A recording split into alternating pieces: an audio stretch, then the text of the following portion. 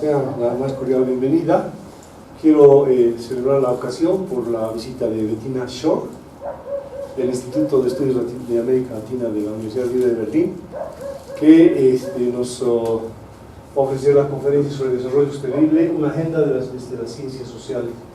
Lo que hemos estado conversando con Bettina el día de ayer es que realmente entre los que trabajan en su instituto y el CIDES hay una gran convergencia de agenda, y eso nos abre la posibilidad de seguir trabajando en el futuro mucho más. Estamos explorando las modalidades de esta sociedad y yo creo que va a ser muy beneficioso para todos. También agradezco la presencia de los comentaristas, de Beatriz Uriel y de Pepe Núñez, y a todos ustedes, queridos amigos, conocidos del CIDES, que siempre nos acompañan.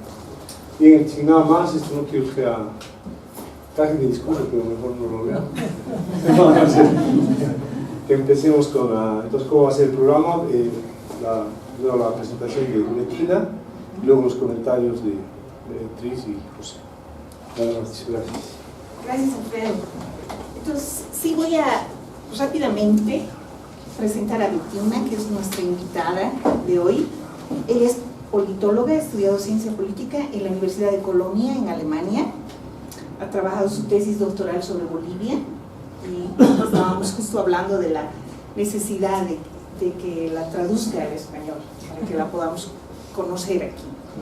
Actualmente, Bettina es profesora e investigadora del Instituto de Estudios Latinoamericanos de la Universidad Libre de Berlín, y también coordina un programa muy interesante que precisamente tiene que ver con colaboración con otras universidades, el programa Trandes, que es una plataforma de colaboración entre la Universidad Libre de Berlín, específicamente el Instituto de Estudios Latinoamericanos de esta universidad, y la Universidad Católica de Lima, en el Perú. Bien, ella va a ser la primera en dar su presentación, y después tendremos los dos comentarios de nuestros invitados, Beatriz Muriel y José Núñez del Prado, y después vamos a pasar una sesión de preguntas y comentarios para que todos ustedes puedan tener también la oportunidad de preguntar y de opinar. ¿Sí? Gracias. Muchas gracias.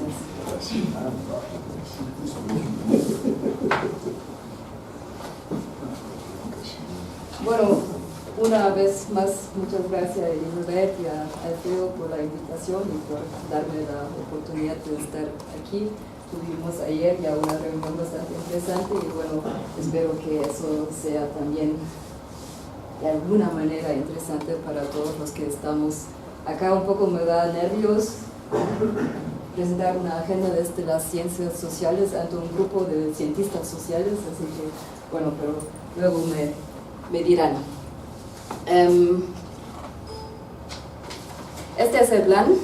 Quizá explicar que lo que voy a presentar es un poco el fundamento conceptual y teórico del programa de posgrado que tenemos en cooperación entre nuestro instituto de la Universidad Libre de Berlín y la Católica de Lima, lo que acaba de mencionar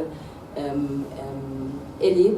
Y esto existe como un formato de curso para estudiantes que dura entre 3 y 5 días, y como esta presentación medio crush para al menos dar una idea sobre lo que estamos trabajando y lo que intentamos promover, sobre todo en la región andina, pero también en Latinoamérica. Esto es el plan, lo que quiero presentar en el transcurso de los próximos 30 a 40 minutos. Si tengo que terminar, me hace una señal, así que termino. Si tengo que apurarme, igual me apuro. Primero voy a hablar muy brevemente sobre la historia de ideas, el concepto de desarrollo sostenible para saber de qué estamos hablando. Luego un poco del estado del arte, se llama así, sobre lo que se ha hecho desde las ciencias y ciencias sociales sobre el tema de desarrollo relacionado con el tema de desarrollo sostenible. Y por último voy a presentar nuestra agenda desde las ciencias sociales, que de hecho no es nada más, o sea, es una síntesis, un resumen de ideas, de temas que desde nuestra perspectiva y desde la mía personalmente, me parecen importantes respecto al concepto y el tema global de desarrollo sostenible. Y lo tengo que hacer parada, si no, no puedo hablar. Bueno, como dije muy brevemente sobre el concepto de desarrollo, el pensar sobre cómo podremos estar mejor como seres humanos tiene una larga duración, tenemos textos en griego sobre eso. Luego el término de desarrollo en sí aparece a comienzos del siglo XX y es recogido y tomado en cuenta por el incipiente, el emergente sistema de Naciones Unidas, que empieza a discutir conceptos de desarrollo como término fue inventado por Truman, que es el presidente de Estados Unidos, que en 49 fue la primera persona en definir o en articular que en el mundo existen partes desarrollados y partes subdesarrollados, y que las partes desarrolladas tienen que apoyar a las partes subdesarrolladas para que en su momento lleguen a un mejor y mayor nivel de desarrollo. O sea, ahí como empieza a tener cuerpo este concepto y estas ideas. Y bueno, sobre todo en el marco del sistema de Naciones Unidas y sobre todo desde la economía se empieza a trabajar con más énfasis en este concepto. Hay dos aspectos que son claves en estos primeros pasos, digamos, en la discusión sobre desarrollo, que se enfoca en crecimiento económico, o sea, desarrollo, crecimiento económico, en ciertos círculos sigue así, y en modernización, o sea que todo lo que huele a tradición y a cultura antigua debería aparecer para en su momento llegar a un desarrollo, a un crecimiento y a un desarrollo económico. Bueno, luego la teoría detrás es lo que se llama, no sé cómo se llama en español, el trickle down, o sea, se espera que de alguna manera el desarrollo económico genere efectos que caen y terminan beneficiando a todos los sectores de las sociedades. Ya después de un tiempo, muchos, no todos, pero muchos empiezan a darse cuenta que eso no necesariamente es así, que funciona ese trickle down automáticamente, y empiezan a empezar otros abordajes en cuanto a desarrollo, al concepto y nuevos conceptos, entre ellos la teoría de dependencia como la contribución latinoamericana a la discusión, pero también el abordaje de necesidades básicas, de abordaje de capacidades de Amartya Sen, que es bastante conocido y ha tenido una carrera bastante amplia. Y también el concepto de desarrollo humano. Paralelamente a todas esas discusiones más científicas que tienen lugar más en los ámbitos académicos, en parte relacionado con Naciones Unidas, pero como, bueno, más que nada desde la economía, paralelamente a eso empieza una discusión más internamente dentro de las Naciones Unidas en cuanto a lo que se necesita para que el mundo no se nos acabe tan rápidamente, ¿no? Que como algunos quizá lo saben, en los años 70 empieza una discusión fuerte con la crisis del petróleo, luego se constituye el Club de Roma y se llega a discutir los límites de crecimiento, ahí hay una discusión crítica sobre el concepto de crecimiento económico, y por fin el secretario ejecutivo de Naciones Unidas, que era Javier Pérez de Cuellar, el peruano, que convoca a una comisión y les pide que hagan como un reporte y identifican los mayores problemas del planeta en este momento, y lo hacen. La comisión es la comisión Brundtland, se llama Brundtland por la ministra de Noruega, creo, que fue la cabeza de esta comisión, y ellos en 1987 publican su informe Brundtland, donde por primera vez se menciona, digamos, el concepto de desarrollo sostenible en esta versión, que es la definición bastante conocida, que es, ¿no?, que el desarrollo sostenible es un desarrollo que cumple con las necesidades de las del presente sin comprometer las necesidades de las generaciones futuras. Bueno. Esto es una representación del concepto de desarrollo sostenible tal como fue definido originalmente en el informe Brundtland, y que luego como que ha perdido un poco estos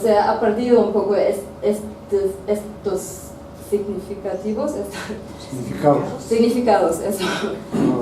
El informe Brundtland define desarrollo sostenible como un desarrollo que integra las tres dimensiones: la económica, la social y la ecológica.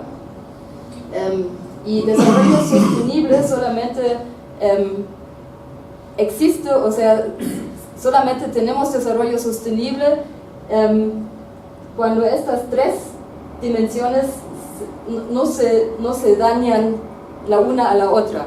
O sea, desarrollo sostenible no hay cuando cuando tenemos actividades que dañan al medio ambiente, pero al mismo tiempo empujan a la economía. Eso, según el concepto original, no es desarrollo sostenible. O sea, siempre se piensa desde estos tres pilares, se llaman, y bueno, obviamente para para promover actividades basadas en este concepto integral con lo social, lo económico y lo ecológico, se necesita fuertes instituciones públicas que puedan ser estatales o no estatales. O sea, en realidad nadie, digamos, dice que tiene que ser de parte del Estado, que es toda la discusión, por ejemplo, que recoge la teoría del nuevo institucionalismo, en el que nos dice que pueden ser instituciones sociales informales que empujan, que promueven este concepto de desarrollo sostenible. Bueno, una pequeña excursión, porque al menos según mi experiencia, generalmente no se sabe eso, que el término de sustentabilidad es diferente. O sea, en realidad no tiene que ver con esta discusión de desarrollo sostenible. Hoy en día muchas veces se usa sinónimamente estos dos términos. Sustentabilidad o sostenibilidad, el español es el único idioma que yo conozco que tiene esta diferenciación. Bueno, sostenibilidad viene del siglo XVIII, del comienzo del XVIII, y es un término acuñado en el reino de Sajonia, en Alemania, por un funcionario del reino, Hans Karl von Carlowitz, que era encargado de las minas. O sea, es un término que de hecho nació en el contexto de minería, lo que es interesante también. Y este funcionario veía que el reino dependía de la minería, fue muy rico, pero dependía de la minería, quizás suena. Sí. Pero este funcionario se daba cuenta que se estaban acabando los recursos forestales. Entonces, que la minería para procesar los minerales usaba mucha madera y se estaban acabando los recursos. Entonces llamó a un uso sustentable de estos recursos forestales, hizo un libro que luego vino a ser como una suerte de bestseller en la silvicultura. Pero ahí el término de sustentabilidad solamente en su significado original hace referencia a algo que dura. O sea, que bien pueden ser, y de hecho en la silvicultura fue monoculturas, por ejemplo, ¿no? La idea solamente era que hay que replantar. De hecho, entonces no tenía, digamos, esta connotación de ambientalmente friendly, amigable, o sea, conducivo o positivo para el medio ambiente. Eso para bueno, excursión. Puntos importantes, o sea, lo que quisiera resaltar respecto al concepto de desarrollo sostenible, que es un concepto normativo, o sea, es un principio que se supone que debe guiar políticas públicas o actividades de los seres humanos. El contenido es súper disputado, O sea, vimos el concepto original que tiene la integración de los 3 pilares. Hoy en día cada uno usa el término desarrollo sostenible, de hecho como más le conviene, ¿no? Todos por ejemplo, las empresas petroleras usan el término, no sé, ONGs, donaciones, todos. En el concepto original los pilares son complementarios y 2 puntos que me parecen muy importantes, que desarrollo sostenible es más que desarrollo en términos de crecimiento, o sea, tiene la parte económica, pero no es solamente crecimiento económico, sino tiene cierta calidad de economía, o sea, de crecimiento económico. Debe tener cierta calidad en el sentido de que no debe dañar al pilar social o al pilar ecológico. Pero por otro lado también, no es solamente sustentabilidad ecológica, que también, lo vamos a ver luego, es como una tendencia en la discusión hoy en día. Cuando uno dice sustentabilidad o desarrollo sostenible, mucha gente piensa que tiene que ver con algo con el medio ambiente, ¿no? Que de hecho el concepto original es mucho más amplio y integra estas 3 dimensiones. Pero bueno, importantes también, aparte del eje ecológico, el eje económico y social. Bueno, eso muy brevemente. Luego nació el Sistema de Desarrollo Sostenible de las Naciones Unidas sobre el tema de desarrollo sostenible, que ha crecido bastante. En los últimos 30 años vinieron las estrategias en contra de la pobreza diseñados por el sistema internacional. La primera, que fueron los Millennium Goals hasta 2015, y lo que sucedió, la muy famosa Agenda 2030 con sus 17 Sustainable Development Goals o objetivos de desarrollo sostenible, que quizá, como pueden ver, representan, digamos, un concepto muy amplio de desarrollo que de hecho integra las 3 dimensiones de desarrollo sostenible. De esa manera, o visto de esta manera, son como una eso, del concepto original de desarrollo sostenible. Hay una serie de diferencias que son bastante interesantes entre ODS y entre la estrategia, los objetivos del milenio, que no voy a profundizar esto. Y bueno, por último, porque siempre me critican que no lo digo, así que desde mi última presentación lo he integrado, y supongo que es un tema bastante fuerte aquí también, pero en parte de estas ideas vienen de Bolivia, ¿no? Que aparte de estos conceptos medio mainstream de desarrollo, existen abordajes que se llaman generalmente alternativas al desarrollo y que incluyen conceptos como post-desarrollo, post-extractivismo, vivir bien, buen vivir, feminismo y derechos de la madre tierra. Hace unos meses tuvimos en Berlín a Pablo Solón, así que nos dio toda una charla sobre todos estos conceptos. Bueno, con eso paso al State of the Art, al estado del arte, sobre la investigación sobre el concepto de desarrollo sostenible. ¿Sostenible o sustentable? Sostenible, que es bastante interesante, sobre todo cuando nos acercamos al tema desde una perspectiva de ciencias sociales, porque lo que vemos es, y estos son data del Web of Science, o sea, son artículos registrados en esta plataforma digital, que a partir del 2000 hasta 2016 y termina, ha crecido significativamente, o han crecido significativamente los trabajos que se clasifican con el concepto de desarrollo sostenible.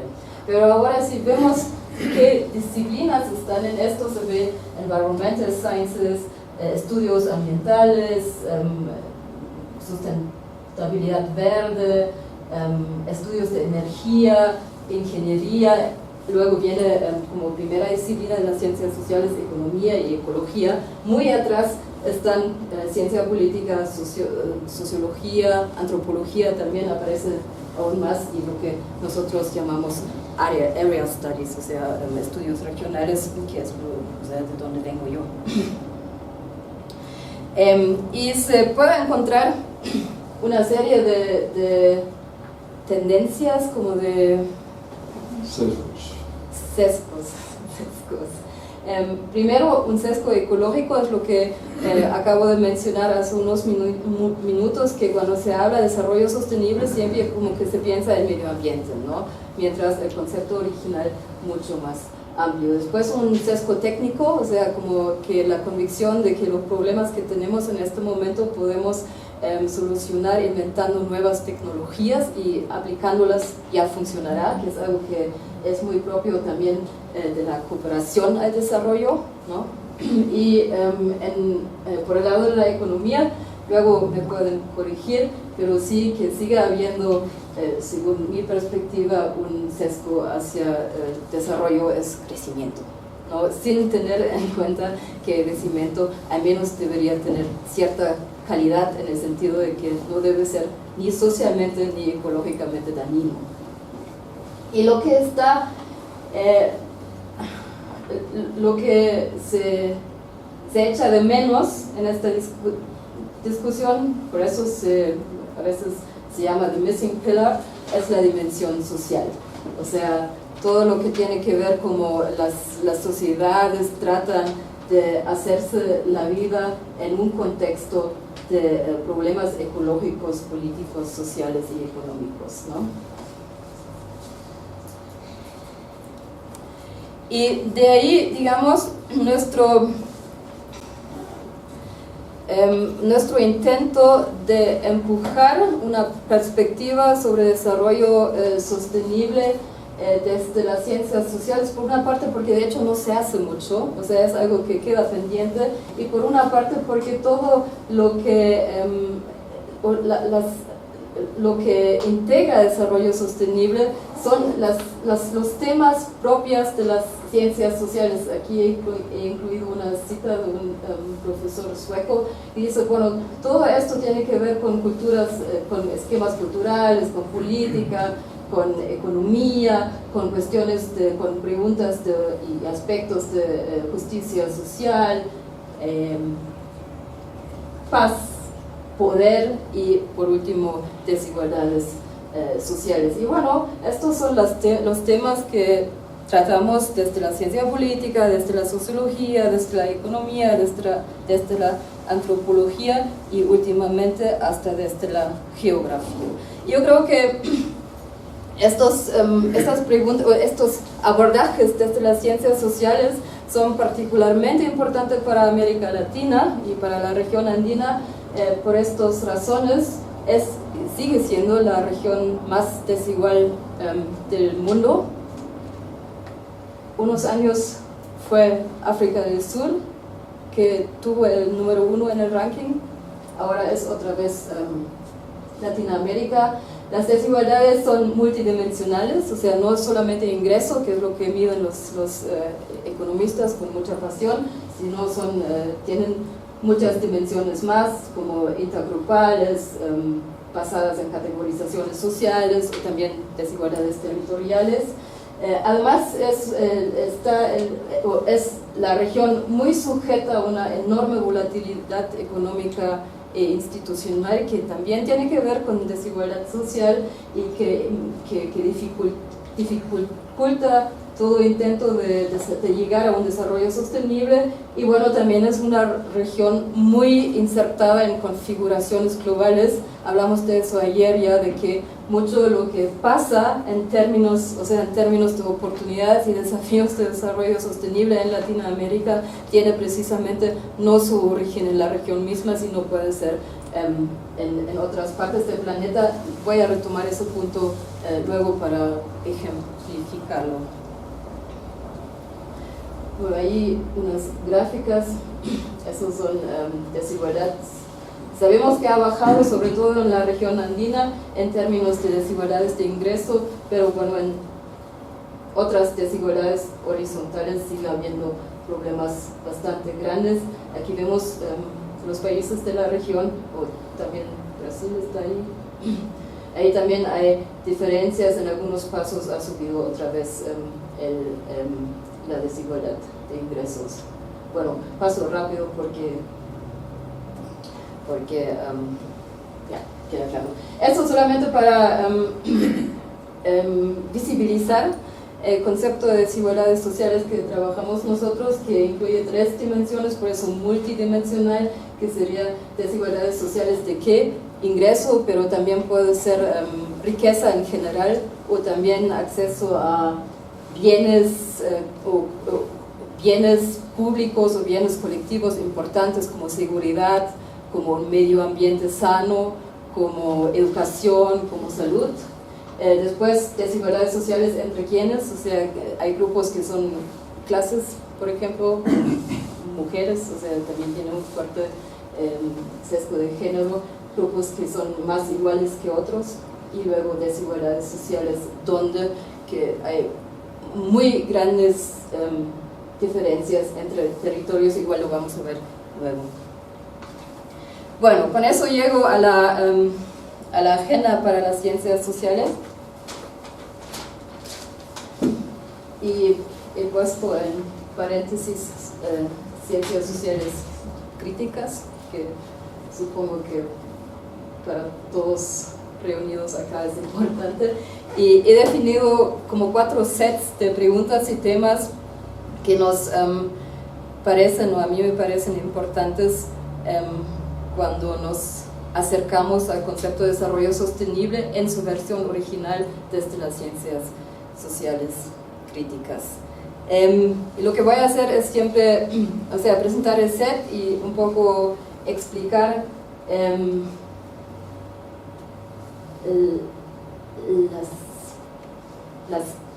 los argumentos que nos conducen a haber formulado este set, y luego los temas para investigaciones que nos parecen importantes, que por si acaso no son exhaustivos, o sea, son como una suerte de lluvia de ideas, seguramente se puede hacer mucho más.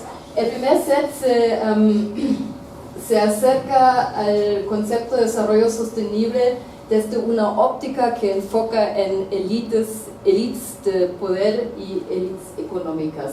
Con un poco el argumento detrás de este set es en sociedades muy desiguales como las latinoamericanas hay una fuerte concentración de riquezas y de recursos, y concentración de riquezas y recursos siempre viene con una alta oportunidad de poder influenciar políticas públicas, o sea, con una alta oportunidad de poder. No necesariamente es así, no todos los élites lo hacen, pero sí existe una alta oportunidad de que gente que concentra recursos pueda influenciar la política pública, y por cierto es política pública que es relevante en el momento de querer llegar a lo que definimos como desarrollo sostenible. ¿Qué pueden ser? Por ejemplo, regímenes fiscales, regulación ambiental, regulación laboral, ¿no? Y todo regulación, o sea, todo lo que regula comportamiento, ¿no? Por ejemplo, en Latinoamérica, en el tema de regímenes fiscales, sabemos todo que los estados latinoamericanos recaudan pocos impuestos. De hecho, es la región que menos recauda en todo el mundo, y eso se debe, entre otros, al tema de que ciertos grupos poderosos han sabido influenciar la política pública durante décadas para evitar que la mano pública pueda recaudar más. Lo pongo un poco simple, pero es la idea detrás. Y bueno, esa plata es lo que falta luego para hacer inversiones en infraestructura, para levantar los sistemas de salud, para armarlos o para mejorar los sistemas educativos. Luego, bueno, también concentración de riqueza y poder significa alta oportunidad para un comportamiento extralegal que tiene muy serias consecuencias para las sociedades, ¿no? Un ejemplo, América Latina es la región donde mueren más defensores del medio ambiente, ¿no? Hay estadísticas al respecto. Muchos en contextos de inversiones grandes como minería, como represas, por ejemplo. Donde matan. Los matan, sí. Por eso, donde matan, no donde mueren, donde matan. Ya, ok, eso iba a decir. O sea, claro, los que son matados, pero sin tener o sea, sin consecuencias legales en muchos casos, ¿no? O sea, simplemente no hay ninguna consecuencia. Otro tema relacionado al tema de élites es la emergencia de dinastías, o sea, cómo ciertas familias se pueden reproducir y cómo logran acaparar sus recursos, defender sus recursos en contra de intentos de redistribución. Y por último, un argumento que relaciona élites con desarrollo ecológico, o sea, con un medio ambiente sano, digamos, que lo que vemos es que en sociedades muy desiguales faltan incentivos para los ricos, lo pongo así un poco rudo, de que realmente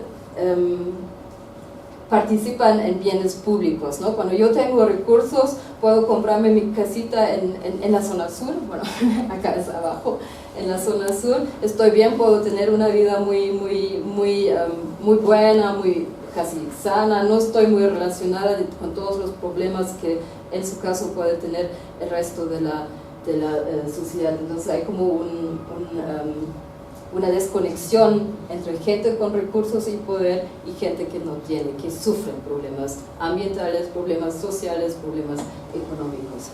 Entonces, en este primer set aparecen como temas para acercarnos al concepto de desarrollo sostenible desde las ciencias sociales, como por ejemplo todo lo que tiene que ver con élites, influencia indebida sobre política pública y sobre el funcionamiento del Estado. Tenemos todo lo que tiene que ver con corrupción, que generalmente no se relaciona con una agenda de desarrollo sostenible, pero que por supuesto es muy importante, ¿no? Porque ahí se desaparecen fondos y recursos que serían necesarios para promover infraestructura social y para ayudar a sectores que realmente lo necesitan.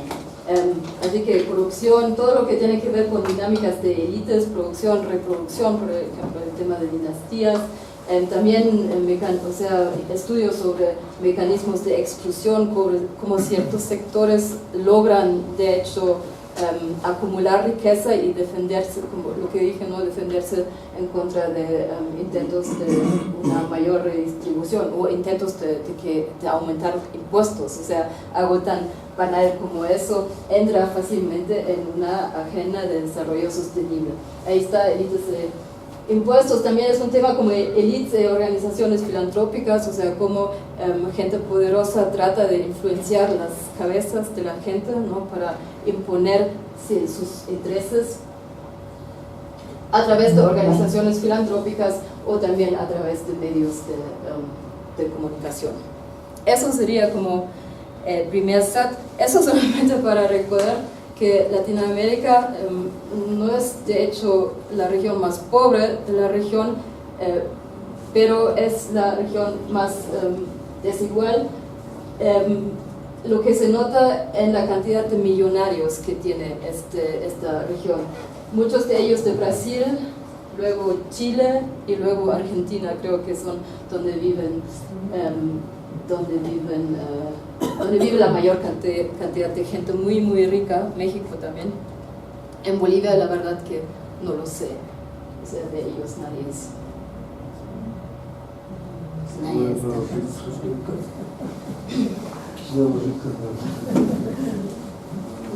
Bueno, eso es el segundo set. de temas que tienen que ver con el Estado, con las instituciones públicas y con los actores públicos, y la idea detrás es lo que aparece también en el concepto original de desarrollo sostenible, que para promover realmente un desarrollo sostenible se necesitan instituciones, y generalmente se habla de instituciones públicas estatales fuertes. Y ahora sabemos que, o sabemos desde una serie de estudios que existen, que en condiciones de mucha desigualdad, alta desigualdad, las instituciones públicas sufren, o sea, suelen no funcionar como normativamente deberían funcionar.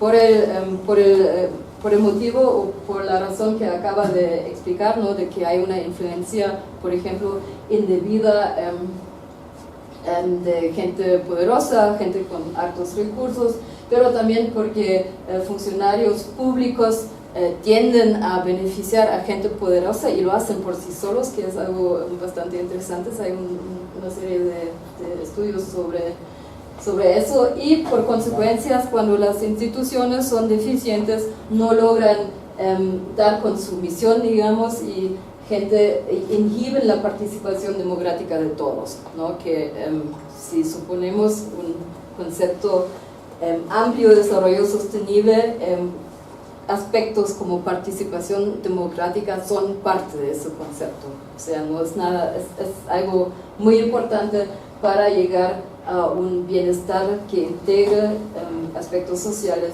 económicos y ecológicos. Y bueno, hay una serie de efectos a largo plazo que también son bastante estudiados, sobre todo desde la ciencia política, que tienen que ver con erosión de instituciones, que la gente empieza a perder o empieza a percibir que las instituciones no son legítimos, que son ilegítimos, y bueno, eso puede llevar a autoritarismos o también a alienación política, se llama así. Bueno. Y en este set también entra la gran desigualdad, sobre todo en Latinoamérica, entre el Estado central y sus niveles inferiores, o sea, preguntas de descentralización y de centralización y descentralización son preguntas que son importantes para una agenda de desarrollo sostenible. En particular, se da la desigualdad entre Estado central y los niveles subnacionales o a través de esquemas redistributivos que en el caso de Latinoamérica son muchas veces muy deficientes, que las entidades subnacionales no reciben dinero de los estados centrales, que no tienen derecho de levantar, de capturar impuestos, de recaudar impuestos, por ejemplo, etcétera, o no tienen autonomía para hacer lo que quieren hacer. Y luego hay el tema que los estados centrales muchas veces imponen ciertas decisiones sobre sus entidades inferiores, y también es un tema que tiene que ver con ciertos modelos de desarrollo que se impone desde el Estado central, por ejemplo el modelo extractivismo, pero los que tienen que sufrir las consecuencias son las localidades y las entidades subnacionales.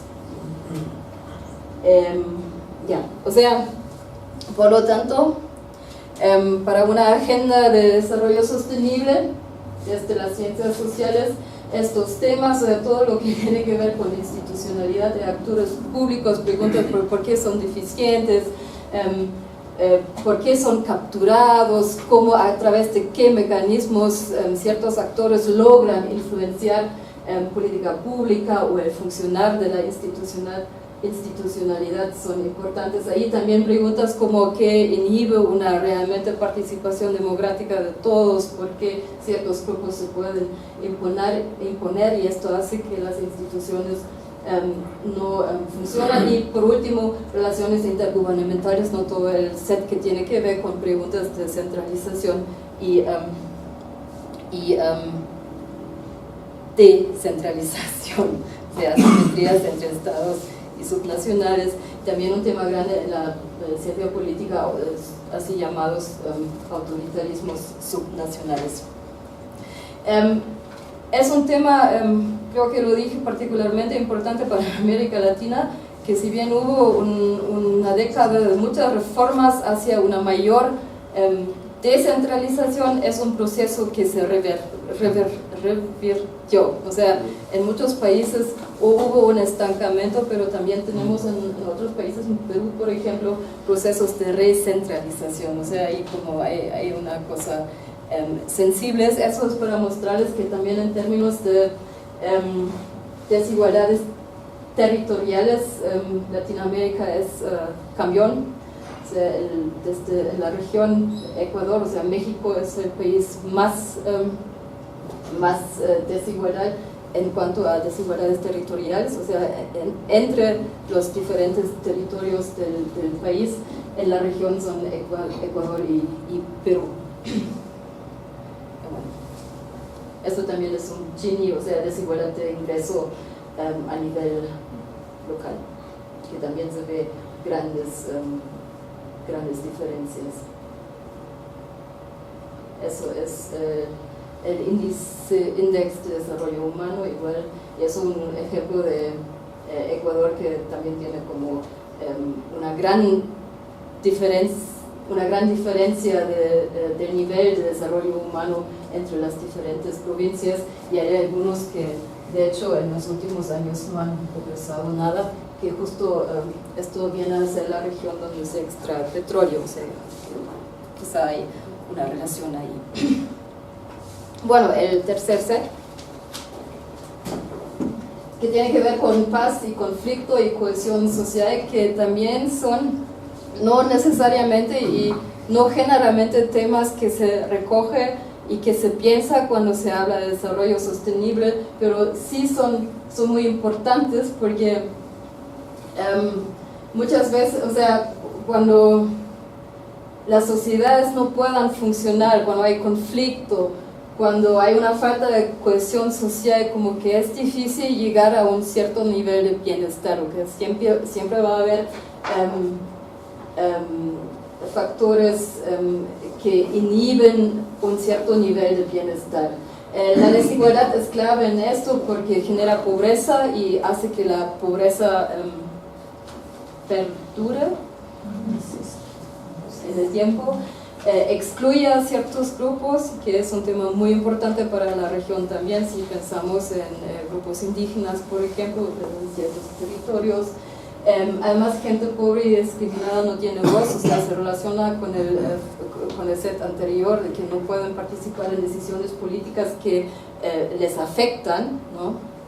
Y también la pobreza y desigualdad tiene un efecto directo sobre la toma de decisiones individuales sobre los recursos naturales, que es algo que se discute mucho en la literatura sobre el nuevo institucionalismo, ¿no? Cuando no nos podemos oler, como se dice en alemán, cuando hay intereses muy diferentes entre actores muy desiguales, es muy difícil que nos juntemos y que hablemos y que encontremos una solución de cómo, por ejemplo, manejar nuestros recursos naturales, que puede ser un bosque o la naturaleza en sí. O sea, bueno, también desigualdad lleva, que es quizá lo más obvio, a una falta de educación y salud. Ciertos sectores se quedan sin acceso a educación y salud, que obviamente es un tema muy importante en cuanto a desarrollo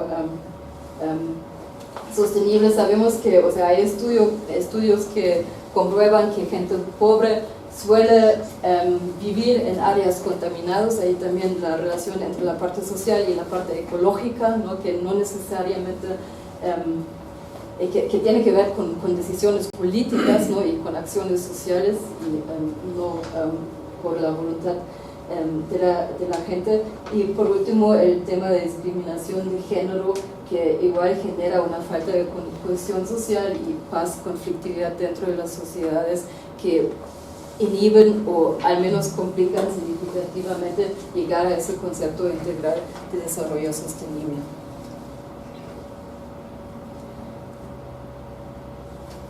Eso es lo mismo.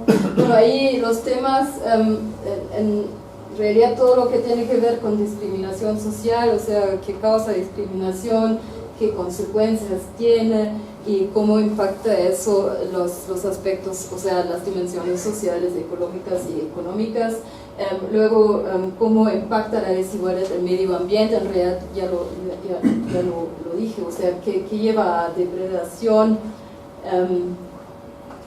temas relacionados a la falta de cohesión social, o sea, cómo la desigualdad genera sociedades divididas y qué consecuencias tiene eso, y luego todo el gran bloque temático que tiene que ver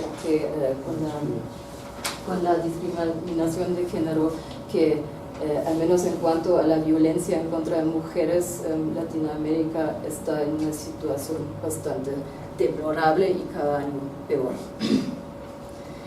Bueno, estos son unas gráficas que para ciertos países de Latinoamérica demuestran que hay mucho que hacer en cuanto, o sea, queda mucho que hacer en cuanto al acceso que tienen ciertos grupos a educación.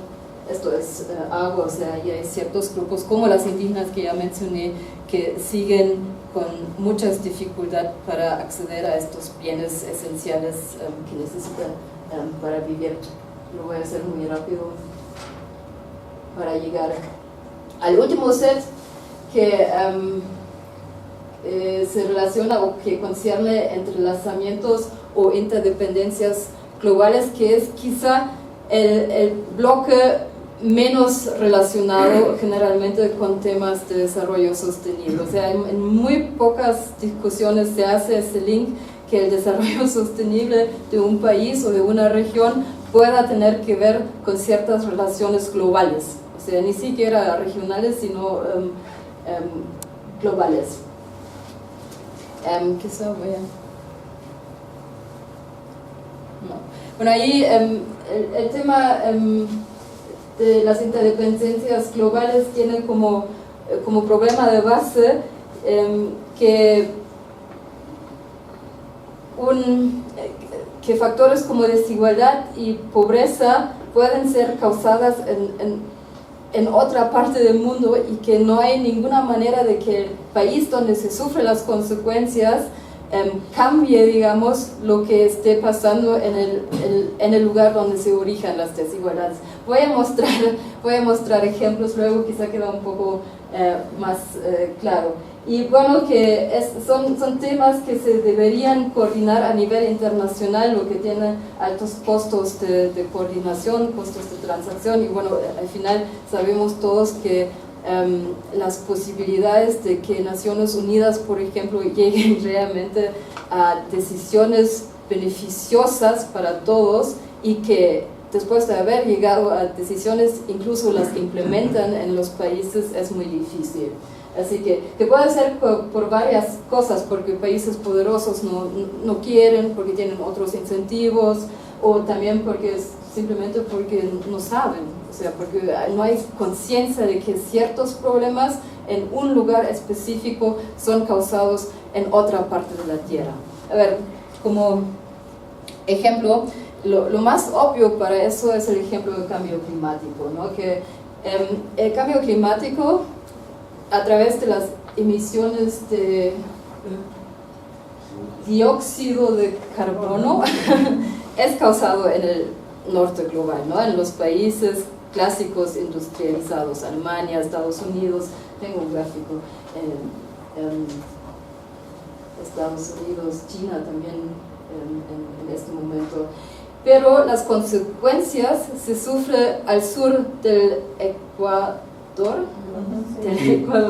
y en términos de pérdida de precipitaciones, sequías, escasez de aguas, después fenómenos meteorológicos extremos, inundaciones, huaicos, como se dice en Perú, y bueno, y eso es reforzado aún por una falta de resiliencia en términos de que los estados al sur del Ecuador, que muchas veces no disponen de la tecnología y de los recursos como para hacer frente a estos fenómenos y a los daños que el cambio climático está causando. Eso solamente para ilustrarlo son las emisiones. Se ve que, bueno, en esto es Asia el que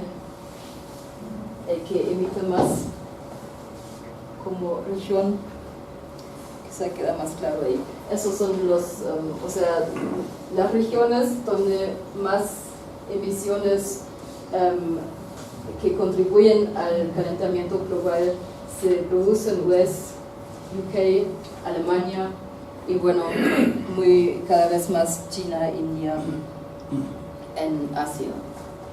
Y estos, lo rojo y amarillo, son los países que sufren. Aquí en términos de pérdida de yields, de cosechas,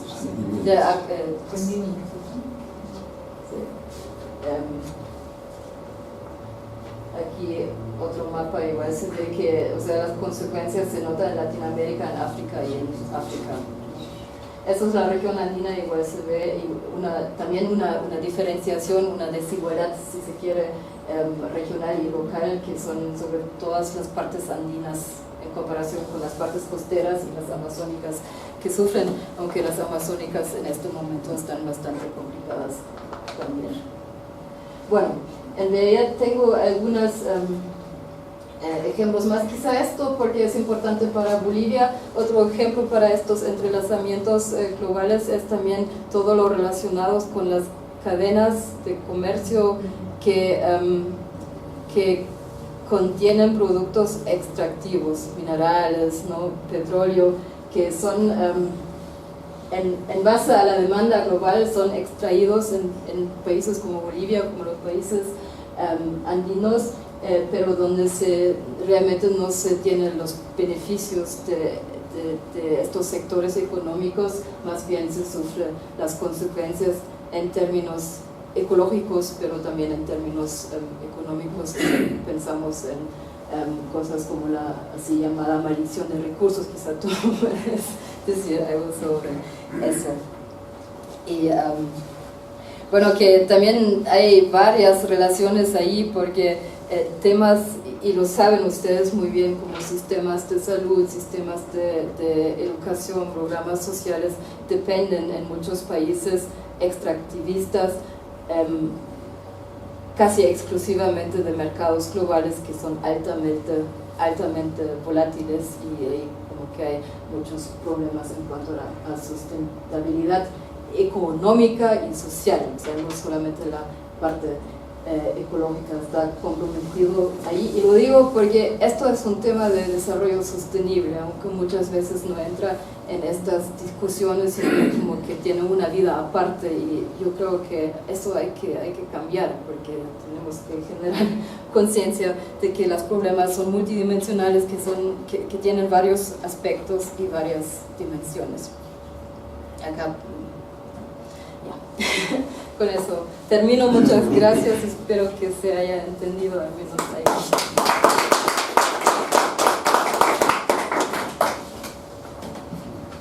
Muchísimas gracias, Bettina, y sí, ha sido totalmente claro. Gracias. Vamos a invitar a José Núñez Delgado, ¿sí?, para que sea el primer comentarista. Tenemos como 15 minutos para sus comentarios. Un tantito nomás. ¿Esto lo puedes apagar? Ah, sí.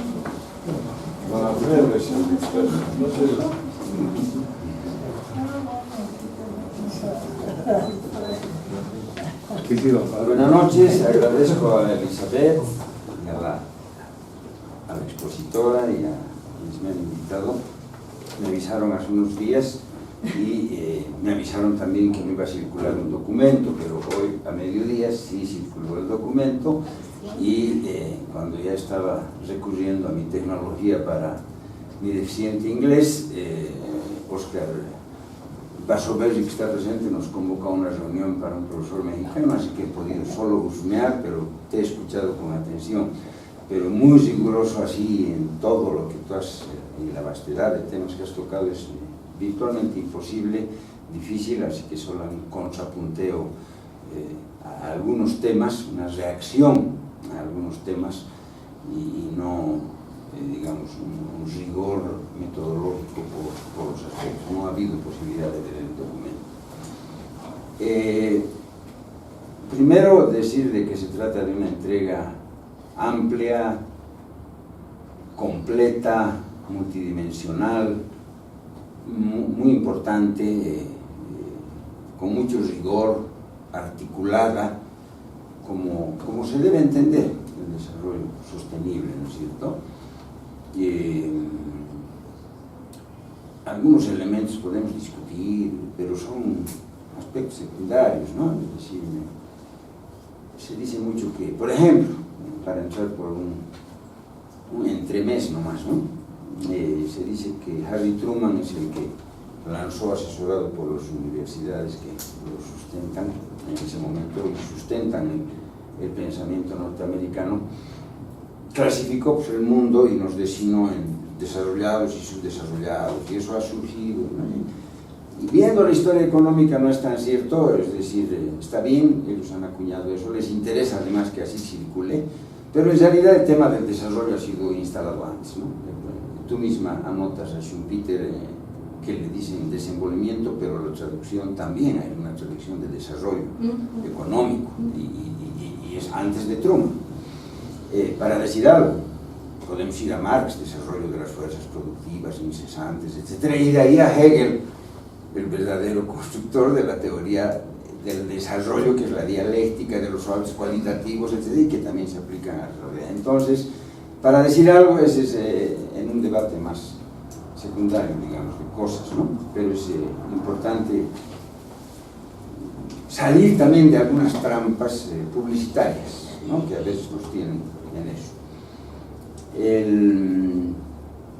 Sin embargo, decía que es un entremés nada más. A mí me ha gustado muchísimo la exposición, me sirve, voy a usar el material para las clases, en fin, es muy completo. Hay un análisis,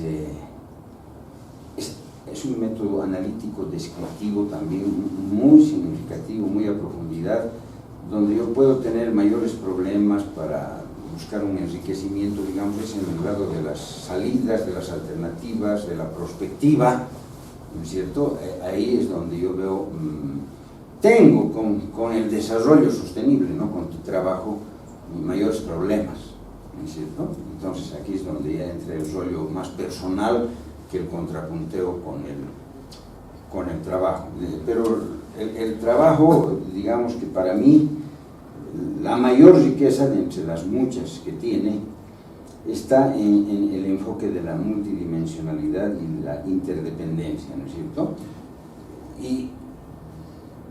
Y su mirada alternativa es por el lado de atender y de dar solución a las desigualdades, porque las desigualdades serían las promotoras y disparadoras de un conjunto de variables, ¿no? De ese análisis multivariable que tú haces entre los tres soportes fundamentales: economía, sociedad, sustentabilidad, en fin, pero hay otros, ¿no es cierto? Cultural, económico, género, generacional, etcétera, que los tocas, ¿no? Al final en la agenda de las ciencias sociales, pero que están medio subsumidos en los tres.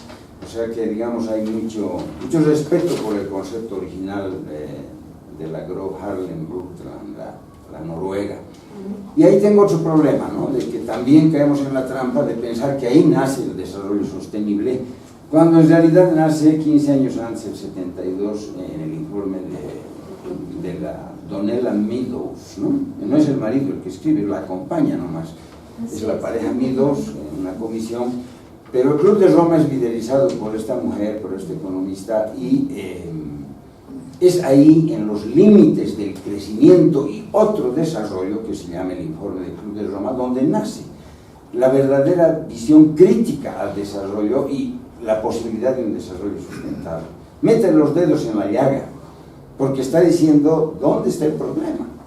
Porque si debe haber un límite al crecimiento, debe haber un límite a la tasa media de ganancia, de la acumulación capitalista. Entonces, sin ser comunistas, marxistas ni nada, los Meadows y la Comisión del Club de Roma ponen el dedo en la llaga porque nos dicen dónde está el problema: en el norte, ¿no es cierto?, y en el consumo, porque el consumo es el que gatilla la inversión, el crecimiento y la enfermedad enloquecida que tenemos con el crecimiento. Entonces, hablar de límites del crecimiento alrededor de un concepto multifacético de los recursos naturales y de los problemas que recién estaban emergiendo, recién se hablaba en esa época del hueco del ozono, no había cambios climáticos ni nada más. Entonces es un trabajo pionero y ahí hay que darle su lugar a eso. Ha tenido un lugar fundamental, tú no le das ese lugar, digamos, ¿no? Ahí tenemos una visión distinta. En cambio el informe Brundtland es pues el gran engaño. No podemos decir que no ha avanzado la humanidad, Naciones Unidas, que no son importantes Río de Janeiro, Hannover o esto del otro, las cumbres, por favor. Han habido un avance y no son poca cosa. El tema es que no resuelven el problema de fondo, ¿no es cierto?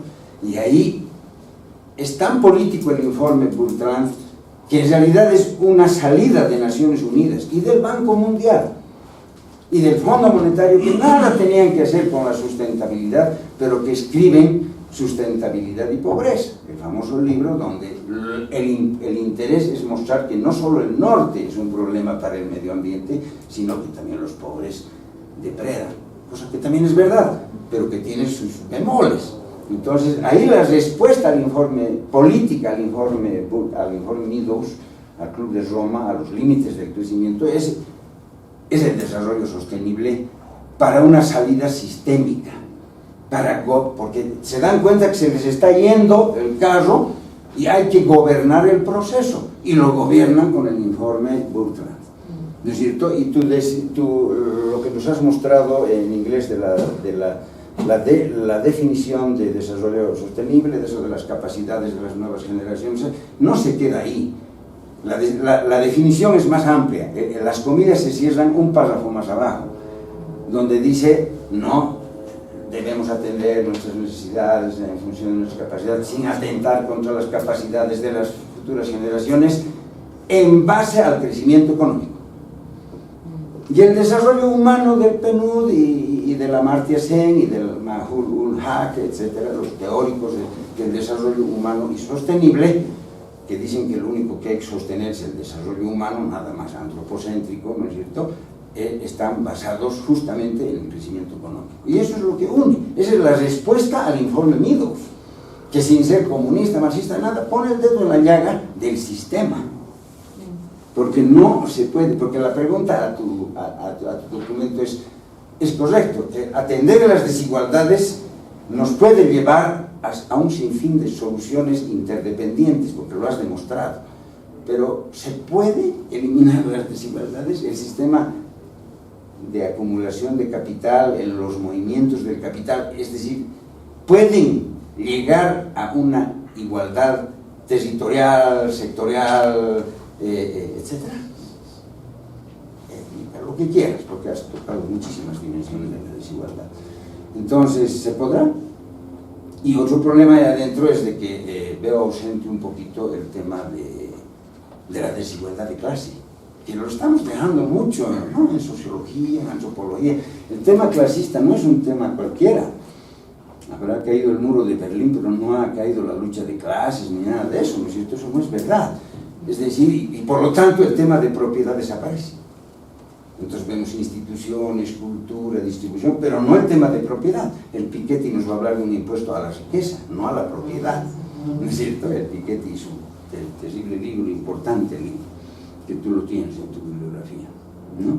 Entonces, esos son los temas que a mí me preocupan, y de cuál, por eso te decía, en tu método analítico descriptivo es difícil, porque es muy sólido lo que presentas, es difícil contrapuntearte de ahí adentro, ¿no? El tema está en la perspectiva, en la salida al problema, y ahí es donde veo esos temitas que he dicho, pero como me queda poco tiempo, también quiero meter mi cuchara y aprovechar para decir algunas cosas ya más desde mi rollo, ya no tan referidas a tu documento, pero que tienen que ver con el asunto, ¿no? El tema es de que, desde mi punto de vista, obviamente recuperando lecturas, etc., de lo que se trata es de deconstruir la economía. Basándonos en Derrida, rápidamente podemos decir que la deconstrucción no es ni destrucción ni reconstrucción, es otra cosa. no es aniquilar y volverlo a la nada, ¿no es cierto? Pero no es reconstruir sobre la misma lógica. Por lo tanto, el tema y el concepto de deconstrucción derridiano es un elemento fundamental para avanzar en una nueva concepción, no digo de desarrollo ni de economía, porque si hay que deconstruir la economía y el desarrollo, hay que generar otra cosa. ¿Por qué hay que generar otra cosa? Porque la teoría económica ha nacido con un pecado original, desde todos, exceptuando los fisiócratas que tenían otro problema, pero nadie los recuperó. En realidad, fundadores de la economía, no es Smith el fundador de la economía, él retoma el laissez-faire de los otros para la mano invisible, etc. Son los fisiócratas que tenían adoración por la naturaleza, ¿no es cierto? La fisio, en griego fisio es naturaleza, tierra. Y ellos decían que el valor viene de la naturaleza, no del trabajo. ¿No es cierto? Por eso rompe Smith con esa visión, toma la teoría del trabajo, Ricardo, etc. Y Marx también, nuestro Marx también entra en el pecado original de no meter en la teoría del valor trabajo, la teoría objetiva, no subjetiva de los neoclásicos y demás, que para mí es economía vulgar, ¿no es cierto? Entonces entra en el tema de tomar el circuito cerrado de los factores de producción, tierra, trabajo, capital, producción, distribución, circulación, intercambio y consumo. Se mueven ahí y la naturaleza es una externalidad, ¿no es cierto? Y viene ahí la visión del propio Marx, que hace la crítica de la economía política, pero no la supera. No supera el productivismo de la economía política. Es decir, cae en la lógica de la economía política. La critica, pero dentro de su lógica.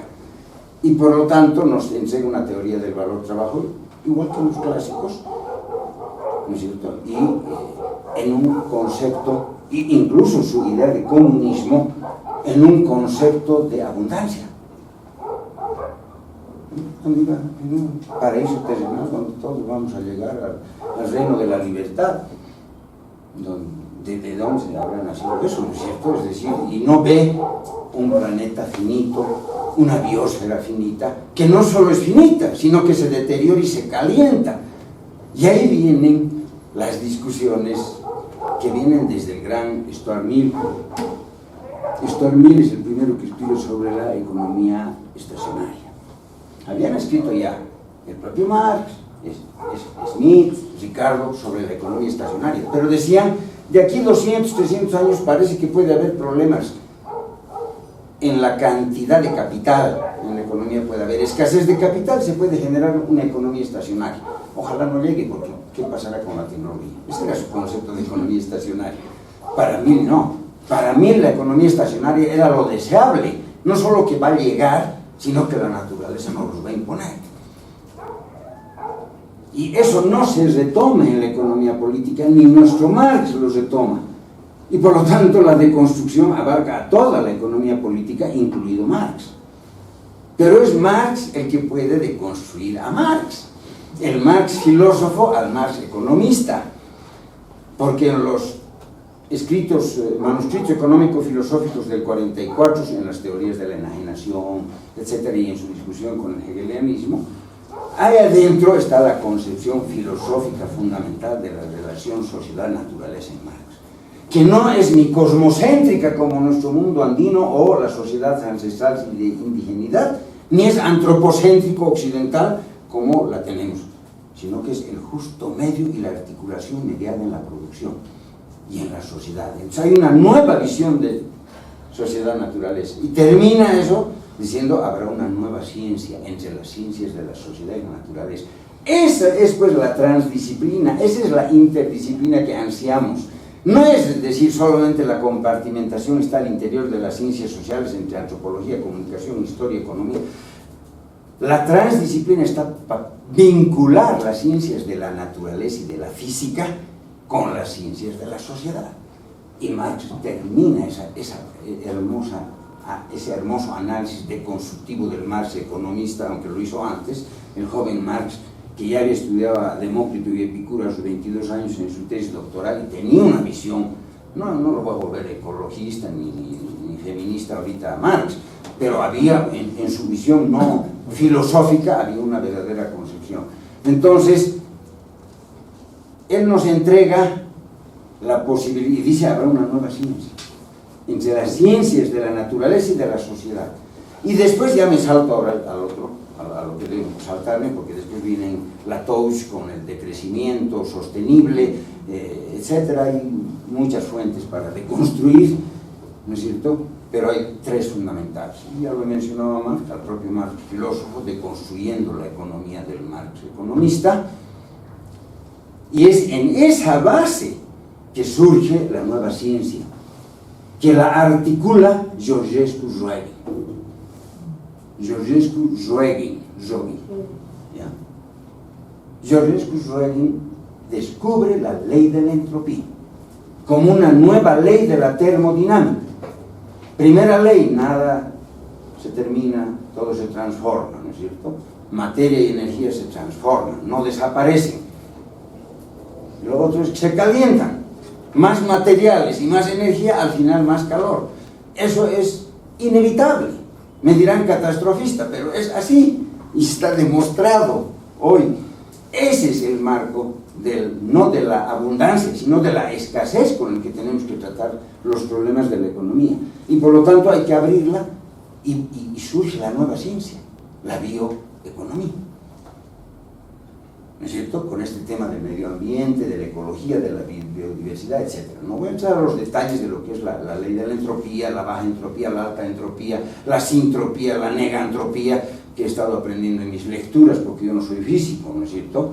Pero he estado abierto a esto y entiendo que ahí está la solución de una sustentabilidad, porque no estoy de acuerdo tampoco con que sostenible es sustentable. No es un problema de lenguaje en el español. La sostenibilidad solamente implica multifacético y multivariable de lo económico, tecnológico, cultural, político, etc. Ya no es, la sociedad es compleja, hay que hacer una ciencia compleja también y no tener economía, etcétera, etcétera. Esa es la sostenibilidad. La sustentabilidad es un enfoque de sistemas y de ecosistemas, de salida, de entrada y de equilibrio de energías. Y por lo tanto, es otra cosa. Entonces, sustentabilidad no es sostenibilidad, y lo que buscamos es sociedades sustentables, no solo sostenibles. Y yo creo que la salida está por esta nueva ciencia de la bioeconomía y por la nueva racionalidad que nos propone Enrique Lea. La nueva racionalidad, el nuevo chip. Así como para el capitalismo Weber nos enseñó que la ética protestante es el caldo de cultivo para el desarrollo del capitalismo, nos enseñó el ascetismo burgués, ¿no es cierto? Esa nueva, la reforma protestante de Lutero, de Calvino, tuvo que entrar en la mente y el corazón de la gente para que se desarrolle el capitalismo. Esa nueva racionalidad ambiental, junto a la nueva ciencia bioeconómica, en el paquete de la deconstrucción filosófica del Marx filosófico al Marx economista, yo creo que es la verdadera solución de la sustentabilidad. Y está demostrado por la vida, por las quemas, por el calentamiento global, etc. Catastrofista sí.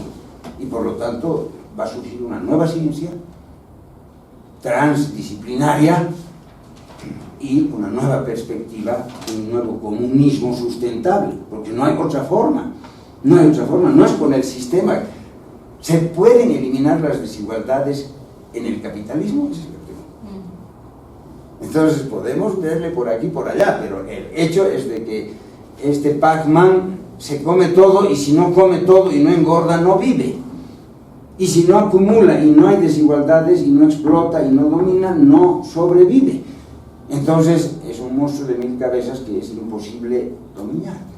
Ahora, cuando hablo de deconstrucción, estoy hablando pues de un gotero en el océano, ¿no es cierto? Estos son gotitas en un océano de la realidad, y por lo tanto es un sueño, una nueva utopía. Pero el que no sueña no merece vivir, ¿no es cierto? Entonces prefiero quedarme en comodidad de sueños que entrar a las profundidades del trabajo tuyo, que tiene demasiada empiria, demasiado dato, demasiada realidad, y no me era posible en pocas horas entrar a un contrapunteo más respetuoso, como debería que ser, pero no he podido. Y me pido disculpas, he tenido esa reunión en la tarde, no ha sido posible, porque me hubiera concentrado en los puntos, pero he aprovechado para meter y que podamos aplicar algunos datos. Yo me quedo ahí porque si no, esto es interminable, ¿no? Viene desde no sé dónde.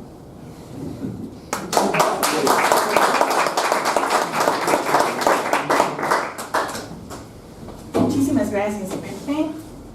Bien, vamos a dar paso a nuestra segunda comentarista invitada, Beatriz Muriel. Ella es economista, especialista en temas de desarrollo. Actualmente es directora ejecutiva del INESAD, muy conocido para muchos de nosotros, particularmente los que trabajamos en temas de desarrollo económico. El INESAD es el Instituto de Estudios Avanzados en Desarrollo. Gracias, Beatriz. Bueno, muchas gracias, Celi. Un poco agradecer a todos, al CIDES por esta invitación. Siempre es muy interesante compartir reflexiones desde otros puntos de vista, ¿no? Yo soy economista, soy un poco menos normativa, soy más pragmática, pero creo que es muy importante la parte de lo que debería ser, ¿no? Para avanzar obviamente en términos de desarrollo. Y ahí obviamente, un poco siguiendo la misma línea, he leído el documento, ¿no? el documento que pasó Eli, y un poco lo que me ha parecido muy interesante plantear este tema como agenda de investigación. Un poco voy a hacer los antecedentes desde mi lectura y algunas visiones o algunos aportes que podría dar desde mi enfoque. Y obviamente lo que la autora plantea es que hay algunos caminos causales por los cuales las desigualdades sociales pueden afectar de una manera positiva la reducción obviamente de las desigualdades sociales a lo que son las oportunidades para el desarrollo sostenible. Y es muy interesante este enfoque bastante amplio de desigualdad social, que no solo se refiere a la cuestión de ingresos, riqueza, a otros aspectos que nosotros conocemos, en lo que es pobreza, por ejemplo, multidimensional, que tiene que ver con educación, que tiene que ver con salud, sino también habla de los temas de discriminación, que creo que son bien importantes, y me ha gustado mucho este tema de recursos de poder, seguramente porque eres politóloga, ¿no? Y obviamente el enfoque de derechos, participaciones políticas y posiciones que también hacen a un enfoque mucho más multidimensional de lo que es desigualdad social, ¿no? Y obviamente el concepto de desarrollo sostenible, que es sumamente importante porque obviamente es el tema de análisis, ¿no? Donde la idea es satisfacer las necesidades del presente sin comprometer las capacidades de las generaciones futuras para satisfacer sus propias necesidades. Eso yo creo que es fundamental en ese sentido, y ahí un poco en realidad en el documento ella plantea 5 caminos, no solamente 4, y ahí está lo que mencionaba de las élites, de las instituciones democráticas, de lo que es un poco el fortalecimiento de la capacidad de los gobiernos subnacionales, de lo que es paz, conflicto, cohesión social, de todo lo que es obviamente la reducción de lo que es la marginalización, mayor acceso a los pobres, y habla también un tema de cooperación social, al final, ¿no? Que no lo menciona. Y un poco leyendo mi reflexión era, ¿qué pasa si estas desigualdades sociales ya no son desigualdades sociales, se convierten más bien, se subsanan y se convierten ya en igualdades sociales? Es decir, ya no hay solo un poder de las élites ricas, sino también de los pobres, ¿no? Tenemos instituciones democráticas, tenemos unos estados subnacionales fuertes, los pobres tienen acceso a los servicios sociales, y obviamente hay una promoción de la cooperación social. Y la pregunta es, ¿será que eso genera un desarrollo sostenible? Y la respuesta es sí y no, ¿no? Sí, por un lado, porque es intrínsecamente asociado a la satisfacción de las necesidades. Entonces, obviamente la satisfacción de las necesidades tiene que ver con no sé, salud, educación, pero también tiene que ver con un aspecto intergeneracional, ¿no? Decir que no solamente satisfaces ahora, sino que para las generaciones futuras no estás impidiendo que ellos también ejerzan su derecho de también tener sus satisfactores, ¿no? Entonces, yo creo que sí y no, ¿no? Entonces, en ese sentido, y ahí es muy importante porque un poco lo que comentaba la anterior comentarista, y a veces nosotros pensando un poco en los países ricos, por ejemplo, ¿no? Vemos los países ricos y tenemos algunos contraejemplos. Por ejemplo, la mayor basura es generada por los países ricos, el agua en términos per cápita, el mayor consumo es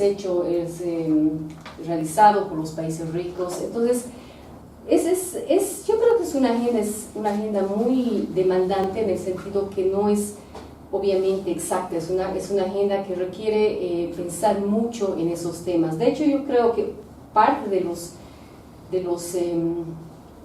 la agenda del desarrollo sostenible, yo creo que todos estamos de acuerdo, es en el tema obviamente de reducir las desigualdades sociales. Eso yo creo que es fundamental, es una primera agenda, es una agenda importante, incluso desigualdades en qué sentido, ¿no? Igualdades de oportunidades. Nosotros los economistas pensamos que en realidad las desigualdades como resultados es más difícil, ¿no?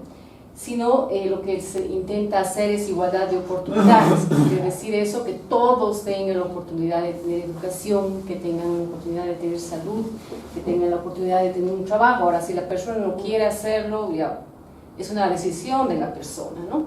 Y no la igualdad al final, que es que todos, por ejemplo, tener un mismo salario independientemente si uno trabaja 20 horas o si otro trabaja 5 horas, porque dentro de economía experimental y dentro de varios otros experimentos va contra la visión de justicia también, ¿no? Pero la igualdad yo creo que es muy importante. Yo creo que la reducción de la pobreza incluso ha ido a veces en contraposición contra lo que es un desarrollo sostenible en términos del cuidado del medio ambiente, ¿no? Por ejemplo, vemos cada año comentan que salen 15 millones de chinos de la pobreza, y sabemos que China ahora está cambiando en lo que es más bien en atentar por el medio ambiente. ¿Por qué? Porque eso se relaciona con consumo, y el consumo de hecho está generando muchos daños al medio ambiente. Entonces hay algunas ideas, algunas nociones que también son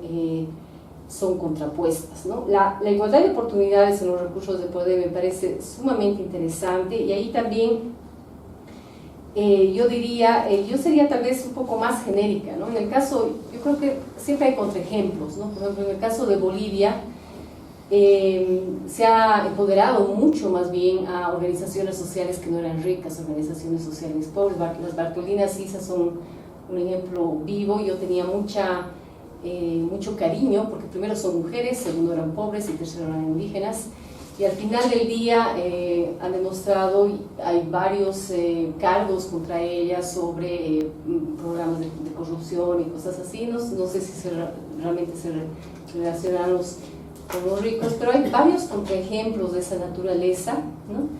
Dentro de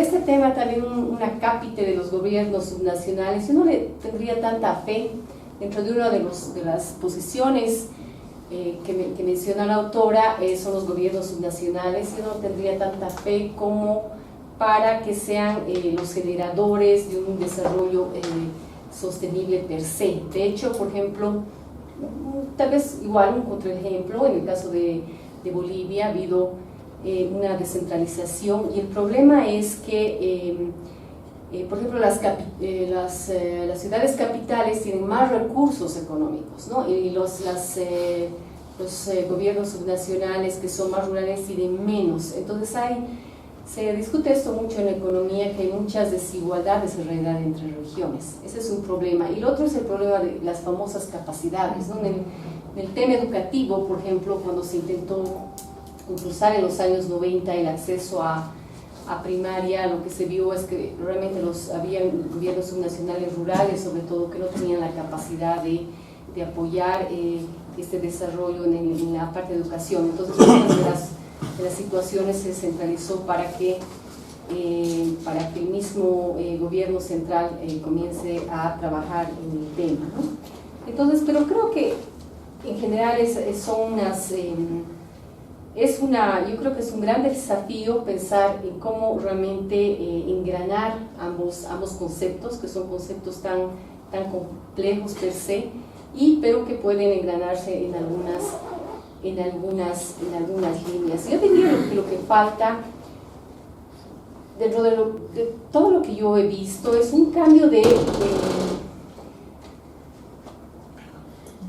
gracias.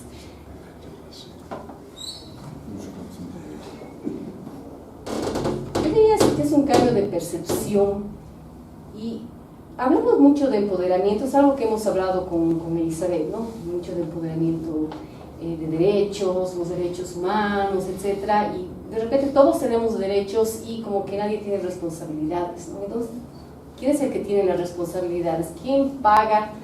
De repente todo es gratuito, pero en realidad sabemos que en la práctica nada es gratuito, ¿no? Entonces, yo creo que lo que está faltando es pensar un poco en el tema de responsabilidades, ¿no? Yo creo que tiene que haber una menor desigualdad social, pero asociada a responsabilidades. Y las responsabilidades yo creo que tienen que ir en todas las líneas, por ejemplo, desde la generación de recursos, ¿no? Hay Iván Finot, algunos lo conocen, es un gran economista, en el tema de descentralización decía: todos tenemos una de las grandes preocupaciones o faltas de nuestra descentralización, por ejemplo, ha sido que se ha hecho transferencias de recursos, ¿no? Pero no se ha delimitado la corresponsabilidad de los gobiernos nacionales para generar ingresos. Entonces decía, por ejemplo, las contribuciones comunitarias en especie son importantes y esas se deberían revalorizar como parte de contribuciones, ¿no? La gente pobre también tiene que contribuir, obviamente, y eso es parte de la responsabilidad de generar y de crecer. Y creo que es bien importante, y sobre todo cuando pensamos en lo que es intergeneracional, que tiene que ver con el desarrollo sostenible, yo creo que tenemos que ser responsables, porque no basta hoy día que tengamos todo lo que necesitamos, sino que realmente tenemos que tener una actitud particular para que a futuro nuestros hijos, nietos, etcétera, tengan los recursos suficientes, obviamente, para cubrir sus necesidades. Entonces, la parte de responsabilidades creo que es importante. Y hay ese tema de bioeconomía y hay ese tema de economía circular que tengo un especial cariño, porque yo creo que de alguna manera te genera responsabilidad. La economía circular es una nueva línea que en realidad no es tan manejado por los economistas, es más manejado por los ingenieros, lastimosamente, pero yo creo que hay mucho para decir desde la parte de los economistas, donde dice que la economía no tiene que ser lineal, o sea, no tenemos que pensar en que tenemos materias primas, esas materias primas son utilizadas para producción, son utilizadas para fabricación, para distribución, después para consumo, después se desecha, sino que las materias primas deberían ser los residuos deberían ser reutilizados, deberían ser nuevamente materias primas, debería ser circular, ¿no? Entonces, todo lo que es, hablan de las famosas multieres, ¿no? Hay algunas: reducir, reciclar, reutilizar, rediseñar, todo eso. Entonces es un círculo donde todos son responsables, ¿no? El que va a producir es responsable porque tiene que producir con un mayor cuidado al medio ambiente. El que consume también es responsable porque tiene que preocuparse por un reciclaje, tiene que ser ahorrar más ciertas cosas factibles, ¿no? Ya no nos bañamos media hora, nos podemos bañar simplemente 10 minutos o algo así. Entonces hay una cuestión de pensar en una circularidad, ¿no? Que creo que es bien hay esa idea, ¿no? Y en todo el proceso, obviamente, viendo siempre el cuidado al medio ambiente, ¿no? No destruirlo. Hay incluso algunos que dicen todos los residuos deberían ser materias primas, todo lo que se bota debería convertirse en materias primas, y deberíamos tener el ingenio, ahí por eso es, yo creo, más industrial, el ingenio obviamente de pensar cómo los varios tipos de residuos pueden ser materias primas, cómo podemos rediseñar, cómo podemos incluso alquilar ciertas cosas. Creo que celulares se alquilan se van alquilando, ya no es que uno consume, sino, entonces, ¿cómo podemos pensar en eso? Y ahí yo creo que es una responsabilidad compartida, ¿no? Porque reciclar, sobre todo en Bolivia, no es nada sencillo, ¿no? En Bolivia hay 3 lugares para reciclar, que uno va y todavía tiene que lavar, y ahí uno una vez dice sí, la otra vez no, lo botaré nomás a la basura, la botella de plástico, es bien complejo. Entonces requiere responsabilidad, y obviamente requiere otro tipo de educación, ¿no? No solamente una educación, creo una educación que empodere derechos, me parece bien importante, pero también que genere los temas de responsabilidad que son también fundamentales. Y hay un último punto que yo creo que es bien importante, y es que si realmente pensamos de aquí a futuro, de aquí a 100 años, también tenemos que pensar en políticas poblacionales. Porque por más que cuidemos todo el ambiente, por más que mejoremos, si la población sigue creciendo, las tasas que está creciendo ahora, yo no creo que realmente haya recursos que aguanten. Por mucho que nosotros seamos ahorradores, mejoremos, etc. Yo tengo mi sospecha que no, yo creo que eso es algo muy delicado, es algo muy complicado, pero básicamente el problema del medio ambiente ahorita es por la explosión que ha habido de la población. Y eso es algo que no sé cuál es la solución, pero yo creo que lo tenemos que tomar seriamente como países y como Estado. Esas son básicamente mis recomendaciones y mis observaciones.